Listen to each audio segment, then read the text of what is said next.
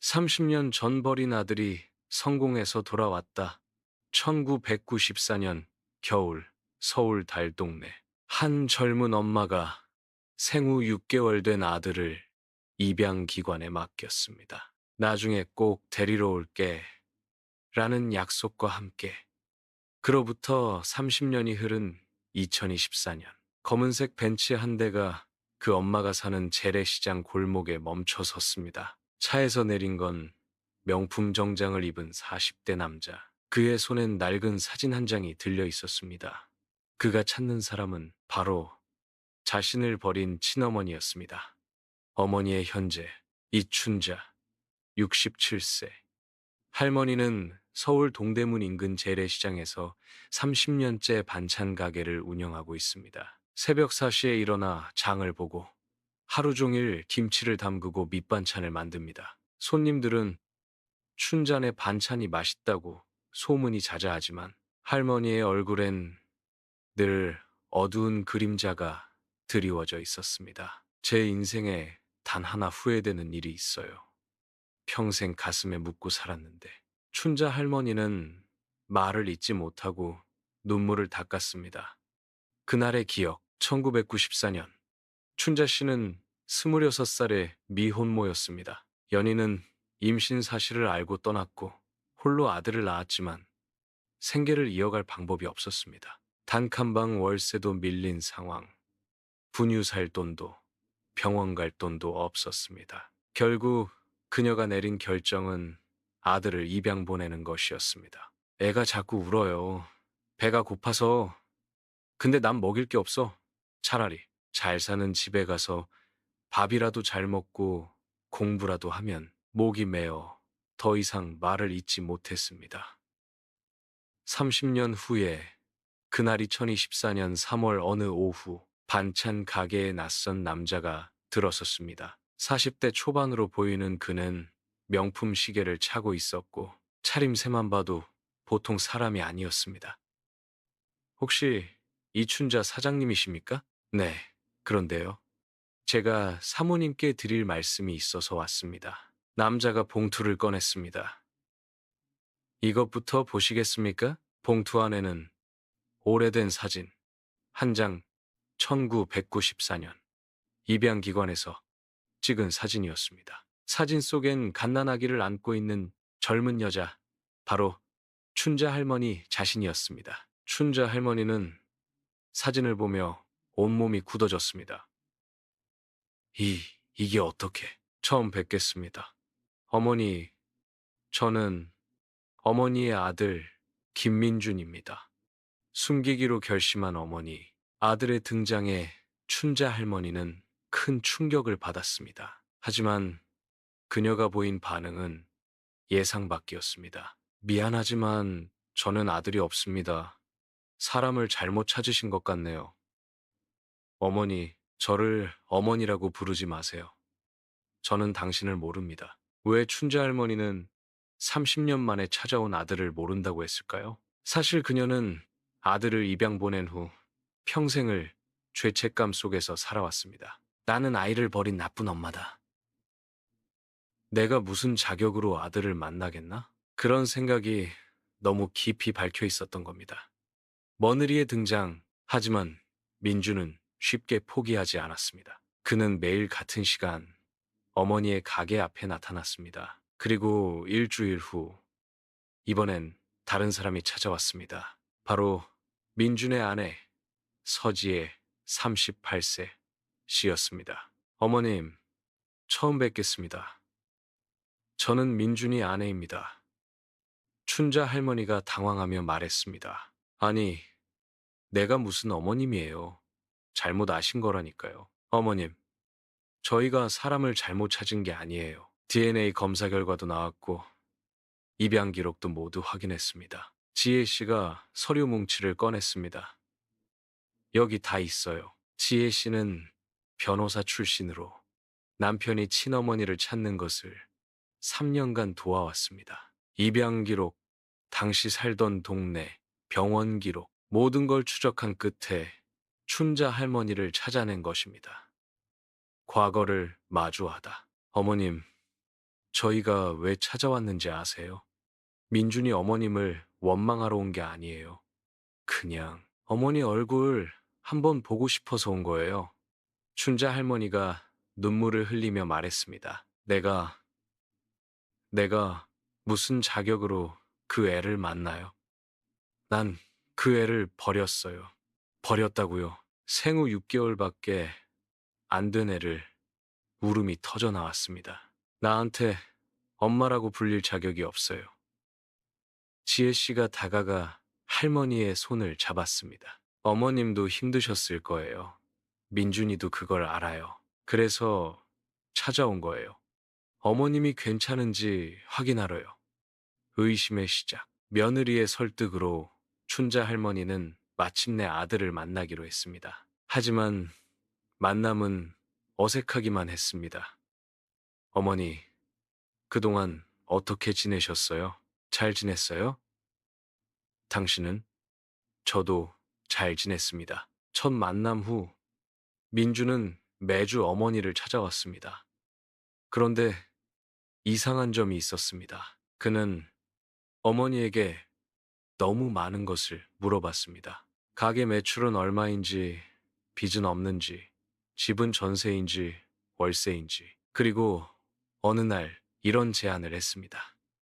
어머니, 제가 가게를 크게 확장해 드릴까 합니다. 요즘 K푸드 열풍이잖아요. 프랜차이즈로 만들면 성공할 것 같은데요. 아니, 괜찮아. 난 이대로 좋아.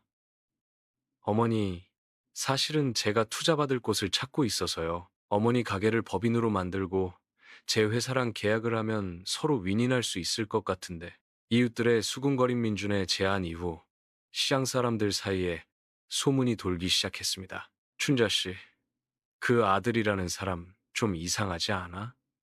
갑자기 나타나서 사업 얘기를 하다니. 혹시 사기꾼 아니야? 요즘 그런 사람들 많잖아. 효도하는 척 하면서 재산 노리는. 아니면 복수하려는 건 아닐까. 30년 만에 나타나서 친엄마 집안 박살 내려고 춘자 할머니도 불안해지기 시작했습니다. 혹시 민준이 나한테 복수하려는 걸까? 날 망하게 만들려고 일부러 계약서에 사인하라는 건 아닐까? 의심은 점점 커져만 갔습니다. 며느리의 진심. 그때 지혜 씨가 다시 찾아왔습니다. 이번에는 혼자였습니다. 어머님, 오해하신 것 같아서 왔어요. 민준이가 사실은 눈물을 글썽이며 말했습니다. 민준이가 아파요. 간암 말기예요. 뭐라고요? 6개월 전에 진단받았어요. 의사 선생님이 1년 정도 남았다고 하셨어요. 민준이가 어머님 찾겠다고 한 건 죽기 전에 한 번만이라도 엄마 얼굴을 보고 싶어서였어요. 춘자 할머니가 충격에 휘청거렸습니다. 그럼 가게 확장 얘기는 민준이가 어머님께 남기고 싶어 하는 거예요. 자기가 죽으면 어머님이 혼자 남을 텐데 최소한 경제적으로는 안정되게 해드리고 싶다고. 그게 자식으로서 할 수 있는 마지막 효도라고 했어요. 고백의 시간. 다음 날 춘자 할머니는 민준을 다시 만났습니다. 이번에는 할머니가 먼저 이야기를 꺼냈습니다. 민준아, 네가 아프다는 거 들었어. 왜 진작 말 안 했니? 민준이 놀라며 말했습니다. 어머니, 미안해. 정말 미안해. 엄마가 너를 버려서 네가 힘들게 자라서 이제 와서 아프다니. 울음이 터져 나왔습니다. 다 엄마 잘못이야. 다 내 탓이야. 민준이 어머니를 안았습니다. 어머니, 아니에요. 저는 어머니를 원망한 적 없어요. 입양 부모님이 저를 정말 잘 키워주셨어요. 대학도 보내주시고, 유학도 보내주시고, 지금의 제가 있는 건 다 그분들 덕분이에요. 그리고 어머니, 저는 어머니가 저를 버린 게 아니라는 걸 알아요. 살리려고 보낸 거잖아요. 눈물을 흘리며 계속 말했습니다. 저는 그냥 어머니한테 말하고 싶었어요. 엄마, 나 잘 컸어요. 걱정하지 마세요. 엄마가 그때 내린 결정 잘한 거였어요. 엄마 덕분에 나 행복하게 살았어요. 그걸 말하고 싶었어요. 화해와 치유. 그날부터 춘자 할머니와 민준의 관계가 달라졌습니다. 할머니는 매일 병원에 찾아가 아들의 손을 잡아주었고, 민준은 어머니에게 자신의 어린 시절 이야기를 들려주었습니다. 초등학교 때 이런 일이 있었어요. 대학 입학했을 때 이렇게 기뻤어요. 지혜를 만났을 때는 이런 느낌이었어요. 30년간의 공백을 채워나가는 시간이었습니다. 민준아, 엄마가 30년 전에 못한 말이 있어. 사랑한다.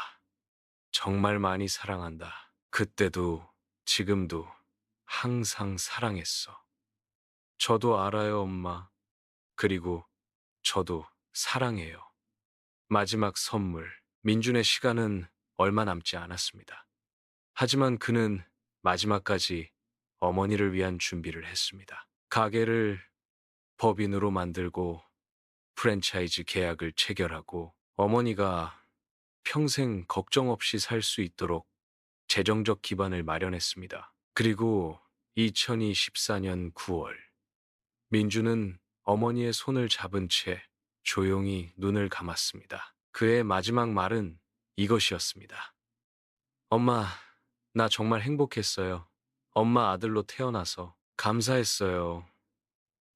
다음 생에도 엄마 아들로 태어나고 싶어요. 1년 후 민준이 세상을 떠난 지 1년이 지났습니다. 춘잔의 반찬은 이제 5개 지점을 거느린 프랜차이즈가 되었습니다. 할머니는 여전히 본점에서 일하며 손님들에게 맛있는 반찬을 만들어주고 있습니다. 하지만 예전과 다른 점이 있다면 할머니의 얼굴에서 어두운 그림자가 사라졌다는 것입니다. 민준이가 떠나고 한동안 정말 힘들었어요.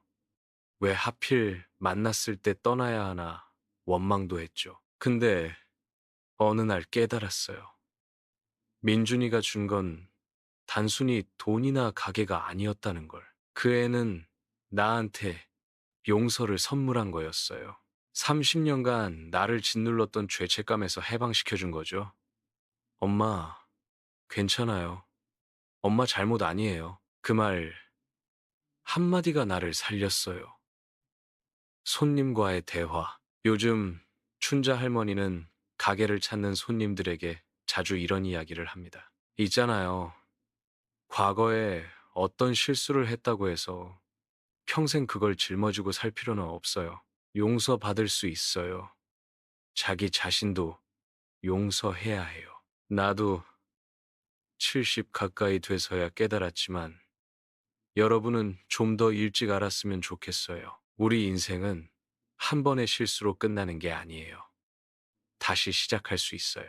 가게에 걸린 사진 가게 벽면에는 액자 하나가 걸려 있습니다. 정장을 입은 민준과 앞치마를 두른 춘자 할머니가 함께 웃고 있는 사진. 둘이 함께 찍은 유일한 사진입니다. 사진 아래에는 민준이 남긴 편지가 함께 놓여 있습니다. 엄마에게 저를 세상에 태어나게 해주셔서 감사합니다. 저를 살리기 위해 힘든 결정을 내려주셔서 감사합니다. 제가 행복하게 자랄 수 있도록 기도해 주셔서 감사합니다. 엄마가 30년간 흘린 눈물, 제가 다 알고 있어요. 이제 그만 우셔도 돼요. 엄마는 나쁜 사람이 아니에요. 세상에서 제일 좋은 엄마예요. 엄마, 사랑해요. 다음 생에 또 만나요. 아들 민준 올림.